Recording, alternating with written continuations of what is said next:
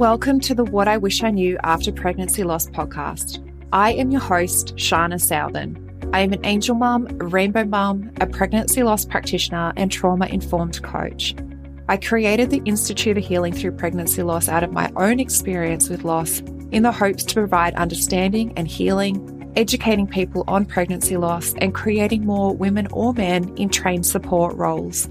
In this podcast, I hope to shed light on what I wish I knew in relation to pregnancy loss, opening up the conversation, breaking the stigma, and bringing real-life stories plus guest experts. Thank you for being here with me today, and let's dive into today's episode.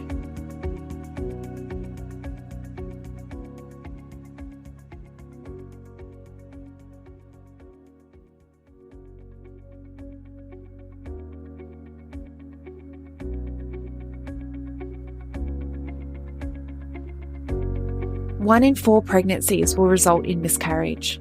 1 in 8 women will experience infertility. 1 in 100 women will experience recurrent miscarriage. And 1 in 160 births end in stillbirth. Have you been wanting to make a difference in the lives of women or men who have experienced pregnancy loss because you can see so many suffering in silence, but you just don't know how? Collectively, we can change how bereaved parents can access mental, physical and emotional support after their experience. There is a lot of women with unhealed trauma, and there is a huge gap in the current support system when it comes to bereaved parents' recovery after loss. There are too many women and men suffering in silence. The Pregnancy Loss Practitioner Certification is a worldwide, one-of-a-kind program that gives you proven methods designed for healthcare professionals, medical staff, midwives, nurses, doulas, birth workers, coaches, and angel parents alike. The Pregnancy Loss Practitioner Certification is bridging that gap. It will give you a proven support structure to follow and education specific to pregnancy loss, created by a loss mum. It is creating more education specifically for loss so that you can enhance your service and become the point of difference. Or you can create the support that you so desperately needed in your healing after loss. This is the next level of growth and expansion you have been searching for. So does this sound like something that you have been searching for? Let's explore this more together. You can head to the episode show notes where you'll find the program application, or direct message me on Instagram and let's open up the conversation in how you can use this education. You have a gift, and I look forward to supporting you and witnessing you bring your gift to the world, healing and transforming women's lives.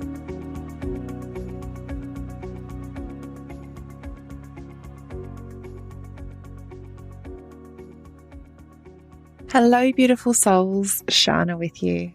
Today I want to go through with you a masterclass that I did around the gut and brain axis. I feel like it's a really important topic to be aware of, and it's something that I became aware of after my loss and in my healing and recovery. And it's also something that I was never made aware of by anyone else in terms of the medical support that I had. It was focusing mainly on mental health and kind of left out the whole physical aspect of it. And our nutrition is super important. I was an elite athlete growing up. So I know how important nutrition is in our body. And I was always aware of how our body is always in communication with each other. Our gut and our brain is always in communication. And you cannot heal only focusing on one aspect. So today I want to go through with you, like I said, the presentation that I have created. It was for a conference that I did. And I want to go through elements of that with you today so that it gives you an understanding of how our body is communicating, how our brain and our gut are communicating. So what I'll be covering is the gut and brain connection and what effects it can have mentally, the vagus nerve and gut bacteria, and the vibrational scale of food, because what we put in us matters. So have you ever had that gut-wrenching experience? And I'm assuming because you're here that you would have. Your gut health, your mental health, and your healing after pregnancy loss are connected. Your gut and brain are always in constant communication. So in your healing and recovery after pregnancy loss, or any stressful life event for that matter, paying close attention to your gut health and what you choose to eat is crucial in your healing and recovery. So gut bacteria are key players in your mood and mental health. They can relieve the symptoms of depression, anxiety, and stress, but they can also make them worse. Your colon is home to trillions of bacterial cells, which make up a unique ecosystem called the gut microbiome. Your digestion takes place very well when you are in the parasympathetic state of rest and digest, producing gastrointestinal juices and breaking down food. But when you are in the sympathetic state of fight and flight or shutdown, your digestion takes the back seat and you may experience lack of appetite or irritable bowel, which has to do with your vagus nerve. So the gut bacteria is always talking to your brain too. Now, the role of the vagus nerve in your digestion is motility, so it helps food move through your digestive tract. Digestion, it stimulates the release of digestive enzymes, and appetite, so it communicates safety to the brain. And your body needs to feel safe to be able to digest food. So when the vagus nerve is impaired by stress, that directs energy, and attention to your muscles and your brain. It can't react effectively to inflammation, which is bad for your gut and your gut bacteria. And that's why your vagus nerve is so important. Being able to recognize what nervous system state you are in and support yourself to a balanced state. So connections between the gut and the brain. So paying close attention to that gut-brain link because it may play a role in your anxiety and digestive issues. Your gut is the third brain. So your enteric nervous system or gut brain is your digestive intelligence, and it is the intuitive brain, a reactive response communication that isn't based on reason and sometimes tells you to act quickly because it comprehends a situation before your brain does. For example, we might move out of the path of traffic without having consciously or head brain realized that the vehicle was even there. The gut brain is where the digestive intelligence is stored and is the most prominent sign of alignment. So think about it. Digestion is all about the intake, so that goes into our bodies, ultimately becoming the outcome. Digestive intelligence involves you either holding on to or letting go of emotions. It is your nutrition according to your specific bodily needs. Intuitive and mindful eating practices are proven to aid gut function balance and balance out excess and deficiencies through proper nutrition, strengthening your digestion by nourishing your gut. Good health begins with a healthy heart and gut, and this increases immunity. A happy gut also aids in better sleep, which is crucial to your healing journey. You can't expect to feel 100% mentally, physically, and spiritually when you don't recognize your gut and brain connection. The stomach and intestines are directly controlled by the brain. So, for example, just thinking about eating might cause the stomach fluids to be released before the food even arrives. This link works both ways. Just as a troubled brain can send messages to the gut, so can a troubled intestine. So as a result, anxiety, stress, or depression can either produce or result in intestinal trouble within you. This is a result of the close relationship between the gastrointestinal system and the brain. So the gastrointestinal tract is sensitive to emotion. Anger, anxiety, sadness, elation, all of these feelings and more can trigger symptoms in the gut. The brain has a direct effect on the stomach and intestines and vice versa. So this is especially true when a person has stomach trouble with no clear physical explanation. It is hard to cure a troubled gut for such functional GI disorders without recognizing the effects of stress and emotions. These don't reside in the brain, they reside in the body. So given how tightly the stomach and brain are connected, it's easy to see how you could experience nausea before delivering a presentation, or a gas or intestinal pain when under stress.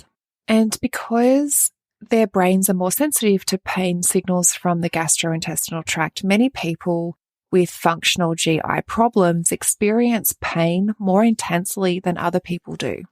Pain that already exists may seem worse under stress.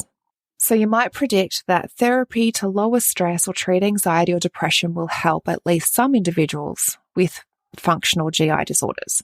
And according to numerous research, psychologically orientated methods are more effective at treating gut problems than conventional medical care alone. But to take that one step further, somatic therapies will support this even more than traditional talk therapy. So this is saying that talk therapy and, being able to work on your mind and the stress that your body is holding. So somatic therapy is going to support you if you are experiencing any intestinal issues at all. Now, I want to go into the electromagnetic scale of food because what we put in our body matters. And food has energy. In the 1930s and 1940s, André Simonton, a French expert who studied electromagnetic fields, carried out an experiment to examine the electromagnetic waves of certain foods. He discovered that a person in good health should have a vibration of at least 6,500 angstroms. Now, angstroms are a measure of energy, like a measure of the wavelengths. So Simonton did a study which was done on the electromagnetic waves of particular foods. So what you consume consumes you, and what consumes you controls you. Simonton realized foods not only had a particular amount of calories, such as the chemical energy, but also an electromagnetic power, which is a vibrational energy. Simonton divided the categories of food up into 4 categories according to the scale of angstroms, which again is a measure of electromagnetic wavelengths. So category 1 is full of high vibrational foods, which is fresh fruit, raw vegetables, whole grains, olives, almonds, hazelnuts, sunflower seeds, soy, and coconut. Category 2 is full of lower vibrational foods, which is boiled vegetables, milk, butter, eggs, honey, cooked fish, peanut oil, sugarcane, and wine. Category 3 is full of very low vibrational foods, which is cooked meat, sausages, coffee, tea, chocolate, jams, processed cheese, and white bread. And category 4 exhibits practically no angstroms, which is margarine, conserves, alcoholic spirits, refined white sugar, and bleached flour. Now, I just want to go into a little bit about, food in general. So avoid low nutrient foods. So high on that list is simple sugars, so candy and cookies and caffeine. Stress tends to sap energy. So the instinct is to choose easy stimulants to perk us back up. The problem with simple sugars and caffeine, though, is they boost our energy quickly, but only for a short period of time. And after the effects of the sugar and caffeine have subsided, you might feel even more depleted than before. So in an hour that you could be dragging, Dr. Cinder Nab says, so instead choose foods that are both nurturing and nourishing your mind and body. And I just want to make a point too here with caffeine is that if you are in a stress response from your nervous system, caffeine isn't going to be supporting you in that stress response. It's actually going to be heightening it, intensifying it, and making it worse. So really just not to say give up caffeine, I'm just saying notice how you're feeling. Notice how you feel when you have caffeine. Maybe how you feel before you have it and then how you feel after you have it.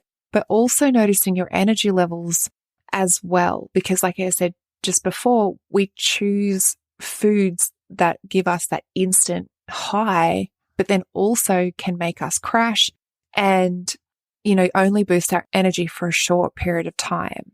That low energy and high energy roller coaster is going to be affecting your mental health.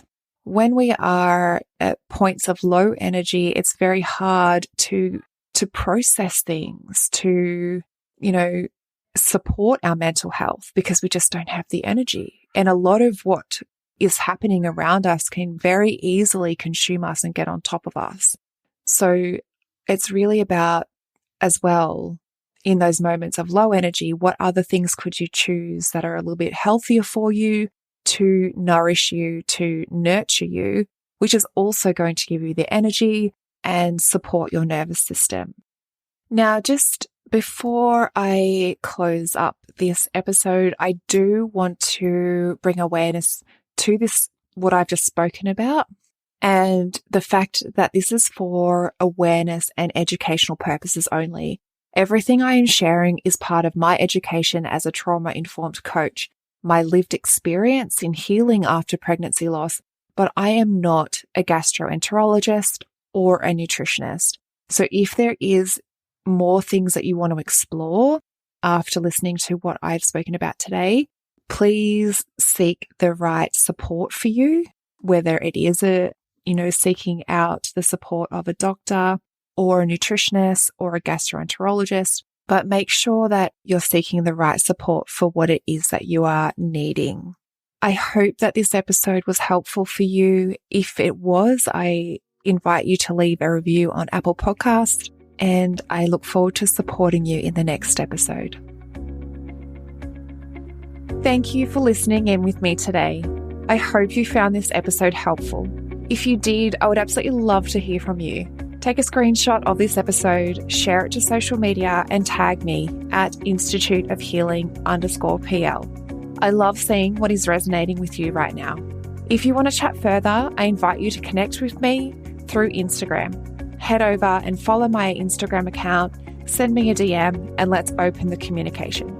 If you want to know more about how you can be the support for others, head to the show notes and fill out the application form for the Pregnancy Loss Practitioner certification.